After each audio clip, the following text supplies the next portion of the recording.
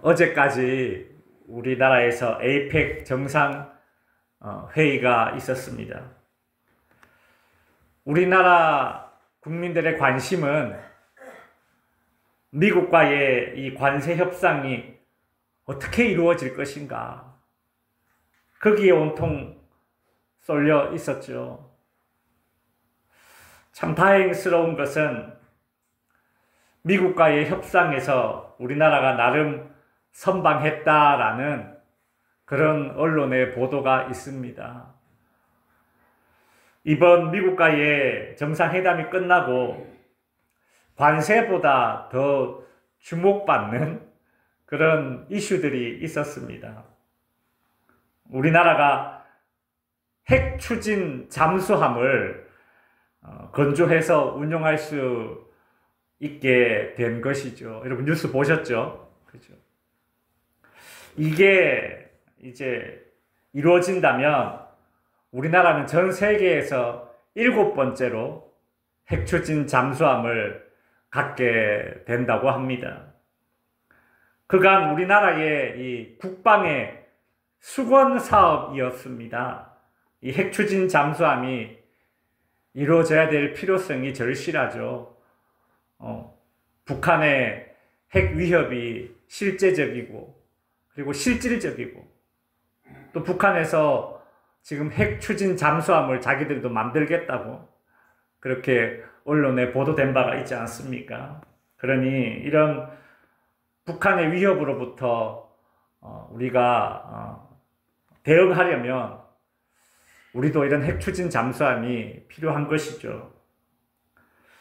외국의 언론들이 우리나라의 이 핵 추진 잠수함을 이제 미국으로부터 이렇게 양보를 받아낼 수 있었던 그 시작점으로 이 장면을 꼽습니다. 여러분 TV에서 많이 보셨죠? 이 장면 뭡니까?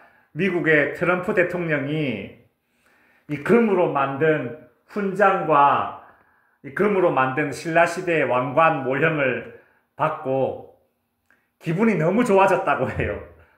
그래서 이후에 협상이 진행되면서 아주 분위기가 좋아졌고, 그래서 이참에 핵 잠수함까지 허용되게 되었다.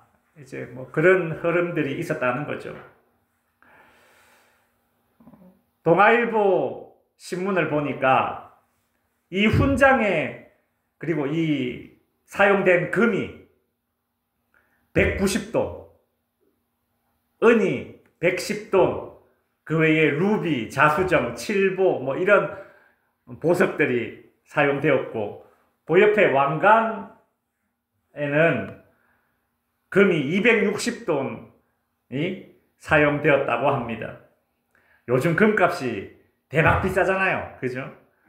요즘 시세로 하니까 이 금값만 3억이 들었다고 합니다. 그 뉴스의 그 동영상을 보니까 이걸 받고 트럼프 대통령이 기분이 너무 좋아져가지고 지금 당장 착용해보고 싶다 막 그렇게 이제 이야기를 하더군요. 여러분 저는 이런 생각이 들었어요. 미국의 대통령이 금이 없어서 기분이 좋았나? 미국에 금이 없겠습니까? 전 세계에서 금을 가장 많이 보유하고 있는 나라가 미국입니다. 제가 보니까 금을 8,000톤 이상을 미국이 보유하고 있대요. 전 세계 1위. 전 세계 2위가 어딘 줄 아십니까? 금을 가장 두 번째로 많이 가지고 있는 나라가 독일입니다. 몇 톤을 가지고 있느냐? 3,500톤. 미국이랑 배가 차이가 나요. 1위, 2위 차이가 어마어마하죠. 그죠? 이런 미국이란 나라에서 또 트럼프 대통령이 좀 부자입니까? 그죠? 그냥 개인적으로 대통령 되기 전부터 부자였잖아. 그 우리나라 돈으로 3억이 무슨 대수겠습니까? 이게 솔직히 미국이 가지고 있는 금에 비하면, 트럼프가 가지고 있는 그 재산에 비하면 3억의 금이 사실 우리 같은 서민들은 3억 그러면 우와 하지만 트럼프한테 미국에게 이게 별 대수겠어요. 근데도 기분 좋다라는 거예요. 왕관이 주는 상징성도 있겠지요. 또 사실 금은 보화가 주는 매력입니다. 안 그렇습니까? 사람들은 금은 보화 다 좋아합니다. 금은 보화는 세월이 지나도 변하지 않고 선물로 받으면 받는 사람 입장에서 참 대접받았다 느낌이 확 듭니다. 그래서 결혼할 때 폐물도 금은 보화 주고 받는 거 아닙니까? 오늘은 대부분의 사람들, 우리 모두가 좋아하는 금은 보화 이야기를 좀 할까 합니다. 성경에 나오는 금은 보화 이야기예요. 이 이야기는 예수님께서 제자들에게 하신 이야기인데요. 천국을 마치 이런 거야, 저런 거야 예수님께서 제자들에게 그렇게 가르쳐 주실 때에 천국을 너무 좋고 귀한 거니까 이 천국을 예수님께서 좀 듣는 사람이 쉽게 이해할 수 있도록 뭐로 비유했냐? 대부분 사람들이 귀하게 여기고 대부분 사람들이 그 가치를 알고 있는 금은 보화로 천국을 비유한 거예요. 그러니 듣는 사람 입장에서는 이해가 쏙 되겠죠? 그죠? 첫 번째 금은 보화 이야기를 예수님이 하십니다. 어떤 농부가 밭에서 땅을 이렇게 일구고 있었습니다. 근데 이 농부가 소작농이었어요. 자기 밭이 아니라 땅을 빌려서 농사를 짓고 있는 중입니다. 열심히 밭을 일구다가 땅 속에서 뭐가 퍽 깨지는 소리가 나요. 이 뭔가 싶어서 봤더니 이 땅 속에 항아리가 들어있는데 이 항아리 안에 금은 보화가 들어있는 겁니다. 여러분, 옛날 사람들은 이 자신의 재산을 금은 보화로 바꾸어서 항아리에 담아서 땅에 묻어서 그렇게 보관을 했답니다. 뭐 아마도 은행도 없고 또 옛날에는 전쟁이 잦다 보니까 금은 보화가 제일 그 보관하기 쉽고 관리하기 쉬운 그런 재산이에요. 근데 문제는 이 금은 보화로 이렇게 재산을 이렇게 바꾸어서 땅에 이렇게 묻어 놓으면 그 묻어 놓은 주인이 갑자기 죽게 되면 땅에 묻어 놓은 금은 보화를 아내도 몰라, 자녀들도 몰라. 근데 갑자기 돌아가셨어요. 그러면 그 금은 보화는 어떻게 됩니까? 그냥 그렇게 땅에 묻혀버리는 거예요. 잊혀지는 겁니다. 여러분, 오늘 예배 후에 땅에 묻어놓은 거 있으면 빨리 저에게 몰래 얘기를 해주시기 바래요. 무, 배추 이런 거 묻어놓은 거 말고 농담입니다. 근데 땅에 묻힌 이 금은 보화를 이제 농부가 발견했는데 이렇게 반응을 해요. 오늘 본문 44절에 보면 천국은 마치 밭에 감추인 보화와 같으니 사람이 이를 발견한 후 숨겨놓고 기뻐하며 돌아가서 자기의 소유를 다 팔아서 그 밭을 샀다. 이렇게 되어 있어요. 여러분, 금은 보화를 발견한 후에 다시 숨겨놓고 다른 사람 볼까? 몰래 숨겨놓고 그리고 아주 이 농부가 기뻐하는 거예요. 여기까지는 이해가 돼요. 근데 이 농부가 하는 행동이, 그 다음 행동이 뭐냐면 집으로 가더니 자기의 가지고 있는 이 재산을 싹 다 팔아서 그 밭을 사는 겁니다. 소작농이니까 그 밭을 샀어요. 그럼 우리 생각에는 그 밭에서 내가 발견하는 거니까 내가 몰래 가져도 되지. 왜 굳이 그 밭을 사느냐 싶겠지만 그게 아니라는 거죠. 이 당시에 땅에서 어떤 이런 보물이 발견되면 자기 땅일 경우에 자기 것이 됩니다. 근데 다른 사람의 땅에서 내가 금은 보화를 발견했어요. 그러면 어떻게 해야 되느냐 하면 이 당시에 법으로는 발견한 사람과 밭의 주인이 반반 나눠 가져야 된대요. 발견한 사람 게 아니에요. 밭의 주인의 권리가 반 있고 발견한 사람 권리도 반이 있는 거예요. 그래서 이 농부는 그 보화를 이제 자신이 다 가지려면 어떻게 해야 돼요? 이 밭이 자기 것이 돼야 되고 자기가 발견하면 되는 거예요. 그래서 자기가 가진 재산을 다 팔아서 그 밭을 샀답니다. 그 밭에 뭐가 있어요? 금은보화가 있기 때문이죠. 여러분, 우리 한번 상상을 해보십시오. 다른 사람의 땅을 빌려서 농사 짓는 사람이 무슨 재산이 많았겠습니까? 이 당시에 소작농인데. 이 사람이 가진 재산을 뭘 팔았을까? 저는 상상을 해봐요. 이 당시에 소작농 얼마나 살기 힘든 사람들이었을까요? 그죠? 근데 그 집에 무슨 재산이 있었을까? 집에 가서 그냥 집에 있는 솥단지, 숟가락, 밥그릇, 외투, 그냥 돈 되는 건 싹 다 그냥 팔아버렸을 겁니다. 그러면 그 모습을 이렇게 지켜보는 아내는 뭐라고 했을까요? 아, 여보, 잘 생각했어요. 안 그래도 이 가구가 너무 이게 오래되어서 인테리어 좀 바꾸고 싶었는데 이러면서 좋아했을까요? 아니죠. 뭐 없는 집안 아닙니까? 근데 숟가락 밥그릇까지 막 다 지금 팔아가지고 막 급하게 허둥지둥 이 재산을 처리하고 있으니 아내 입장에서는 기가 찰 노릇이죠. 야, 미쳐도 곱게 미쳐야지. 그래, 갖다 팔아라. 기왕이면 나도 갖다 팔아라. 이제 막 이랬을 것 같아요. 아내는 금은 보화가 숨겨져 있는 그 밭의 가치를 모르기 때문에 충분히 그랬을 것 같습니다. 근데 이 농부는 안 그래요. 그 밭에 뭐가 있어요? 금은 보화가 있다는 사실을 아니까, 그 가치를 아니까 이거 재산 파는 거 여기에 주저함이 없습니다. 여러분, 예수 믿고 우리가 얻게 된 구원, 예수 믿고 우리가 가게 될 천국이 바로 그런 거라는 거예요. 천국의 가치, 구원의 가치를 모르는 사람들에게는 도대체 이 농부가 지금 뭘 하고 있나? 도대체 이 남편 도대체 왜 세간살이를 저렇게 갖다 팔고 있나? 뭐 먹고 살라고?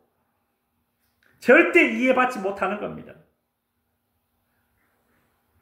저는 그런 상상을 해봅니다.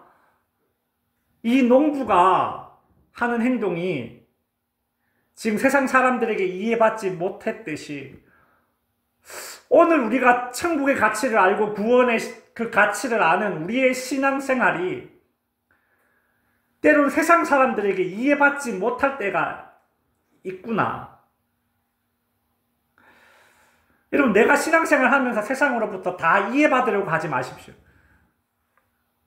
이해 못해주면 그냥 못해주는 대로. 우리의 신앙은 세상으로부터 다 이해받을 수 없습니다. 세상은 천국의 가치, 구원의 가치를 모르기 때문입니다.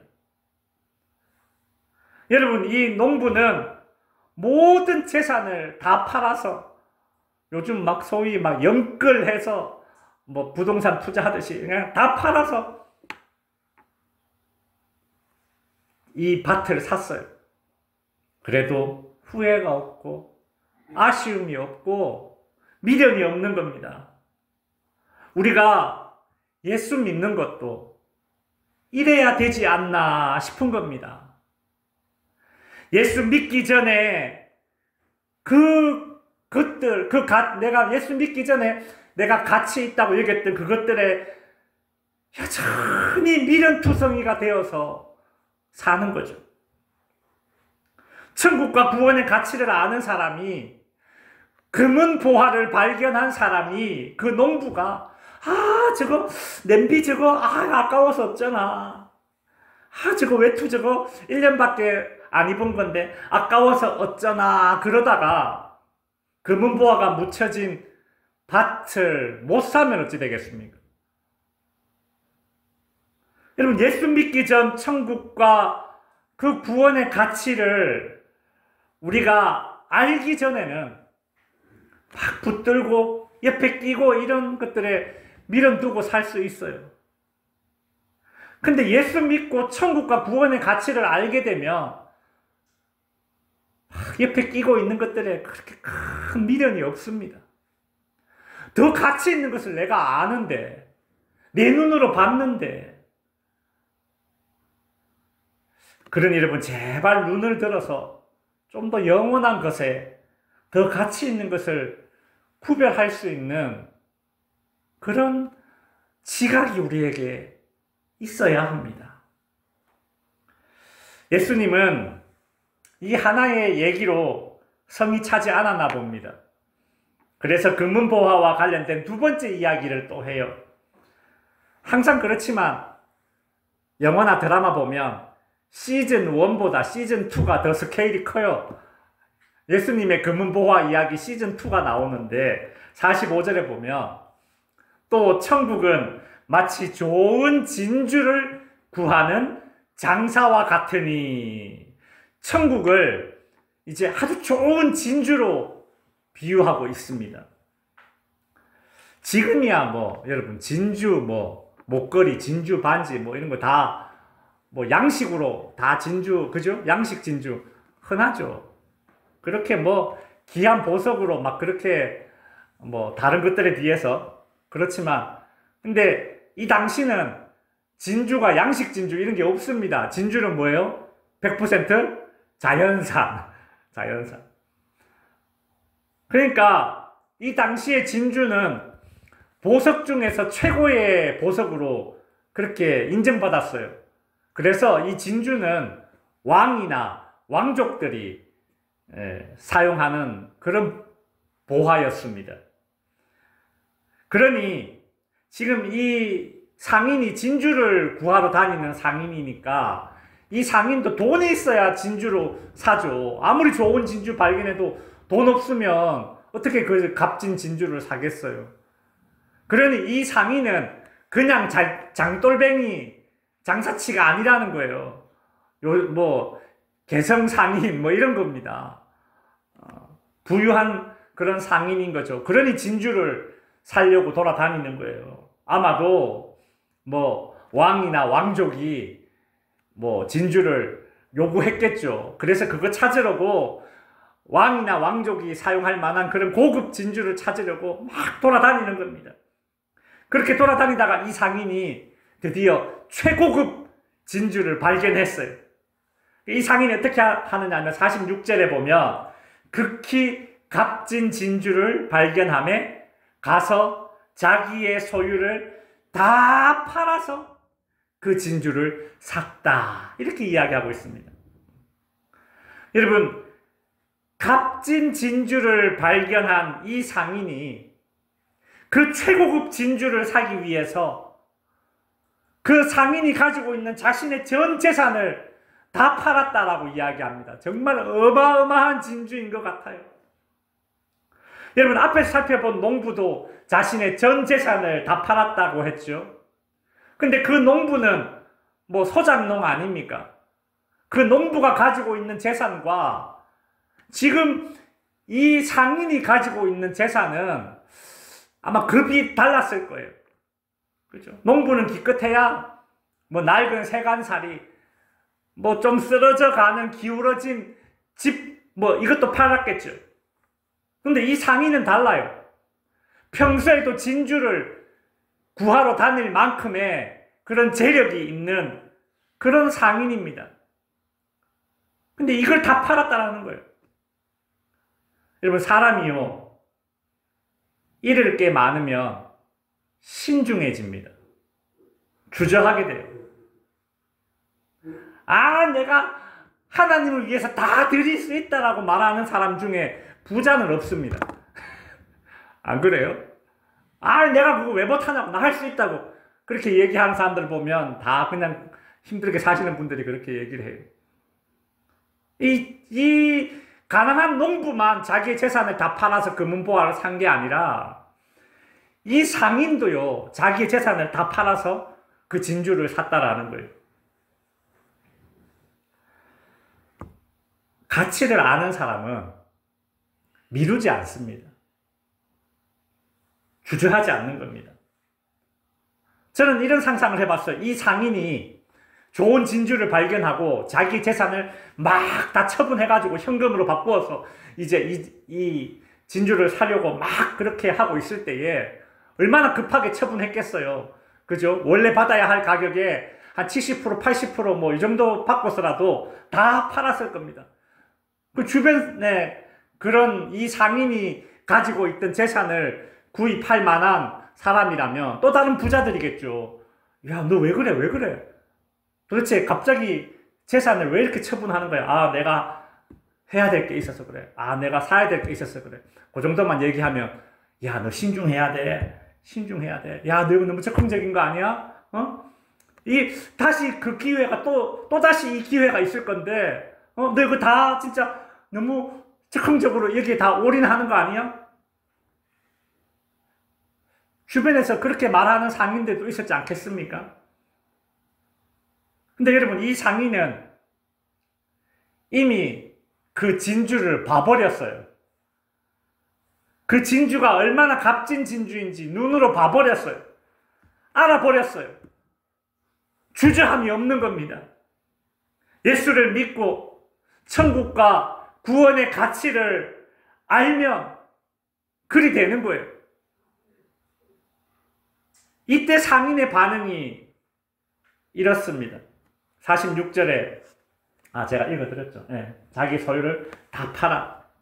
과감하게. 여러분, 한 가문에서, 한 가정에서 이제 예수를 처음 믿게 되고 예수를 알게 되면 그 사람들의 신앙이 얼마나 담대한지 모릅니다. 지난주에 점심 식사를 하러 우리 가는데 차 안에서 이제 이런 얘기를 나눴습니다. 이 자리에 계신데 제가 실명 결혼하긴 좀 그런데 뭐 그냥 다 아는 얘기니까. 우리 이명옥 권사님이 이제 종갓집에 시집을 오셨다고 하시는데 예수를 믿고 나서 교회 나오려고 막 담을 타넘고 그렇게 교회를 왔다라는 이야기를 그때 차 안에서 막 그런 이야기를 했어요. 아, 그렇죠. 예수 믿고 천국과 구원의 가치를 알면 그런 겁니다. 담대해지는 거예요. 주저함이 없는 겁니다. 가치를 아는데 왜 담을 못 타넘겠어요? 그죠? 가치를 아는데. 진주를 발견한 상인은 자신의 전부를 팔았답니다. 농부가 팔아버린 그 세간살이 차원이 달라요. 모든 사람들이 보기에도 와 할 만한 그런 명품들이 급하게 막 이렇게 팔렸겠죠. 많은 사람들이 야 이거 뭐야 이거 뭐야 이거 명품인데 이거 왜 이렇게 싸게 파는 거야? 아, 저 상인이 급하게 지금 처분한데 이야 어머 이건 꼭 사야 돼 뭐 이런 거 아니에요? 모든 사람들이 그 가치를 인정하는 그 부자의 재산, 상인의 재산 아니겠어요? 근데 이 상인은 그거 필요 없다라는 거예요. 왜? 더 가치 있는 진주를 자기는 아니까. 여러분, 이 상인이 자신이 가지고 있는 재산 중에 덜 값진 것만 팔았다. 그렇게 말하지 않습니다. 자신의 소유를 다 팔았다라고 이야기해요. 덜 값진 거, 이런 거, 그런 것만 내다 팔아가지고 그 진주를 사려 하다가 그 진주 못 사게 되면 어떻게 되겠어요? 그러니 이 상인은 진주를 보기 전에 자기가 최고다라고 여겼던 그거 다 팔아버리는 거예요. 여러분, 간혹 예수 믿는 사람들 중에 천국 좋아, 구원 좋아, 좋은 건 알지만 여전히 포기하지 못하는 것들이 있습니다. 내 마음 한켠에 베스트로 여기고 있는 그게 있어. 예수 믿고 얻게 된 그 구원의 가치와 천국의 가치를 알고 귀한 줄 아는데, 그런데 내 안에 깊숙이 재며놓은 그 또 다른 가치 있게 여기는 것들, 그리고 지금 당장 세상의 재미, 이것 또한 포기하지 못하는 겁니다. 그런 심리가 작동해요. 에이, 다음에 또 기회 있겠지 싶은 거예요. 혹은 예수 믿어도 구원받고 천국이 좋아도 내 마음속의 베스트는 여전히 내 지갑이고 내 사업이고 그런 겁니다. 하나님께 제물 드릴 때에 소 한 마리를 잡았는데, 아이고 안심 등심 특수 부위는 내가 가지고 그저 엉덩이살 하나님께 드리면서, 아이고 사골이 좋다더라 뼈다귀를 드리면서, 그러면서 스스로가 나는 이 정도면 뭐 괜찮은 그리스도인이야, 그렇게 착각하며 살 때가 많다라는 겁니다.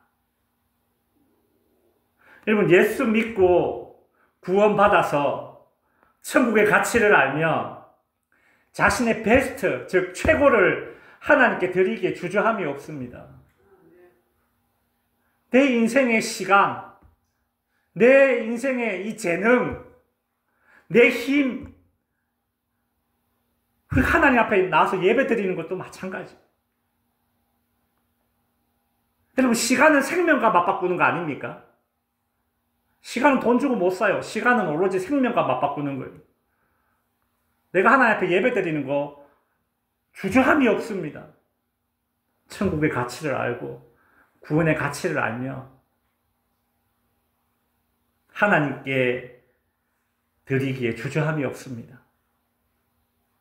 지난주에 네팔에서 선교하고 계시는 저희 교회가 후원하는 그 선교사님, 황 선교사님, 그 장모님이 소천하셨어요. 그래서 장례식이 있었습니다. 제가 언젠가 그 선교사님에 대한 말씀을 드린 적이 있죠. 그죠? 몇몇 분 아실 겁니다. 그분이 원래 삼성 반도체 연구원이셨어요. 어느 날 어떤 집회에서 은혜를 받고 이분이 선교사로 헌신을 하게 되었습니다. 근데 내가 선교사로 헌신을 했는데 막상 선교사로 나가는 게 이게 쉬운 게 아니에요. 여러분, 그 당시 연봉이 1억 가까이 되었답니다. 그거 포기하는 게 쉽지 않은 거죠. 회사에서 길게 어떤 프로젝트가 하나 진행되면 2년, 3년, 짧은 건 6개월 뭐 이렇대요.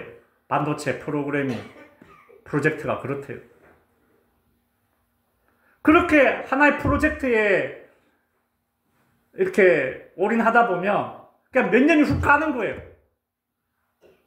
그러다가 어느 날 도저히 안 되겠다. 내가 선교사로 헌신했는데 계속 이렇게 미루다가는 안 되겠다 싶어서 회사에 얘기를 했답니다.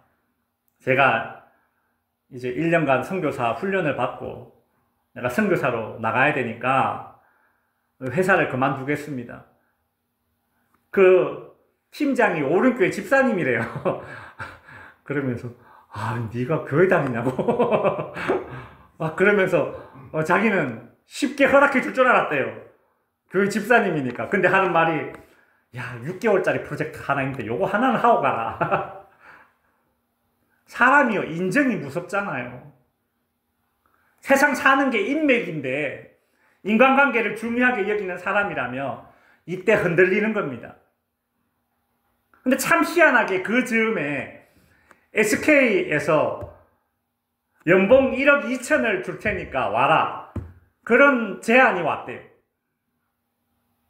여러분, 이게 돈에 마음 약한 사람이라면 이거 흔들리는 겁니다. 여러분의 아들이 만약 이런 상황이라면 여러분 어떻게 조언하시겠습니까? 야, SK에서 연봉 1억 2천 준다는데, 야, 그걸 포기하고 네가 선교사로 간다고? 그냥 눈 딱 감고 한 몇 년만 더 일하고 그래 선교사 가라. 선교사 가지 말라는 게 아니라 몇 년만 더 하고, 야, 너 나중에 50, 60 돼서 선교사 나가도 되잖아. 저라면 이렇게 조언을 해줄 것 같은데 여러분 어떻습니까? 그때 이 선교사님이 그 얘기를 딱 듣는 순간 이 지금 돌아가는 이 상황이, 아, 이게 하나님의 사인이구나. 맨날 2년, 3년짜리 프로젝트 하다가 6개월만 하는데, 아, 이거 6개월 그냥 해주고, 의리가 있지. 이거 해주고, 훈련 받아도 되겠나 싶은데, 갑자기 1억 2천 줄게.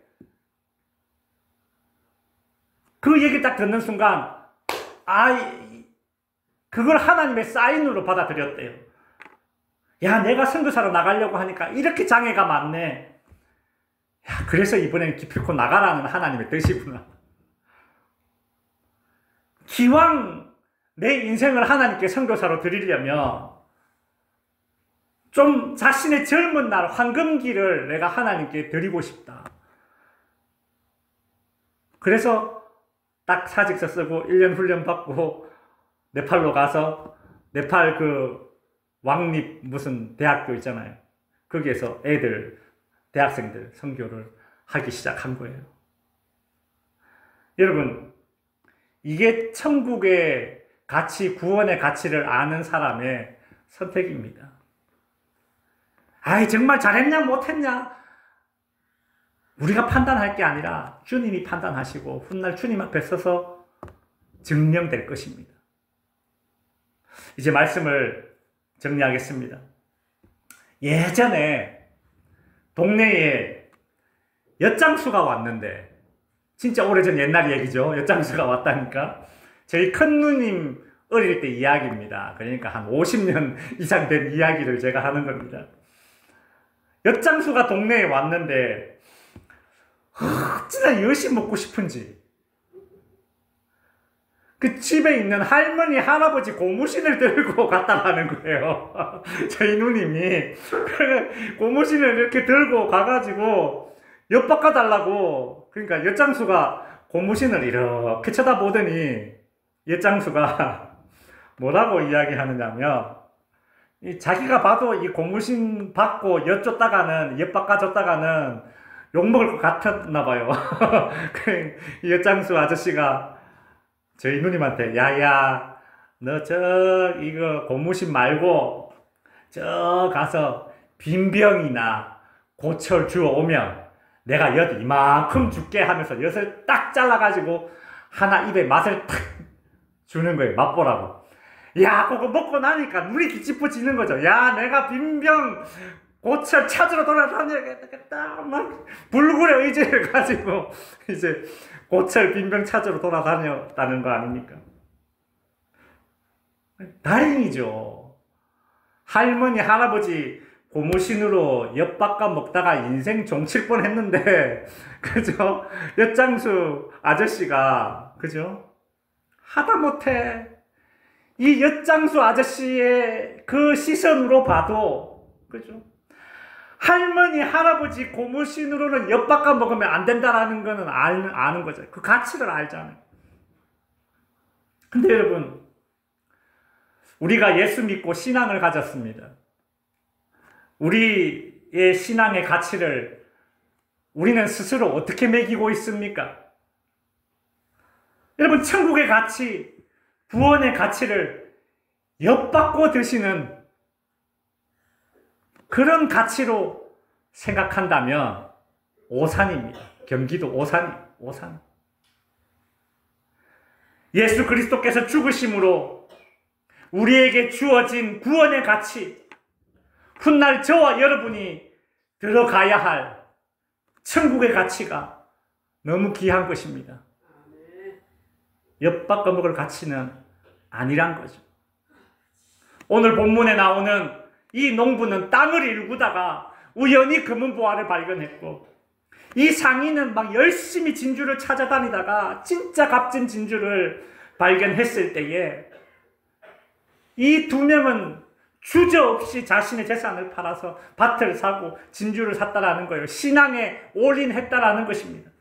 천국과 구원의 가치를 알고 그냥 기쁘다 해서 끝나는 것이 아니라, 여러분, 우리가 알고 있는 이 천국의 가치와 구원의 가치를 그냥 기쁘다 이 희열에서 끝낼 것이 아니라 오늘의 헌신과 오늘의 결단으로 이어져서 오늘의 신앙을 살아가는 그런 저와 여러분이 될 수 있기를 바랍니다. 기도하겠습니다.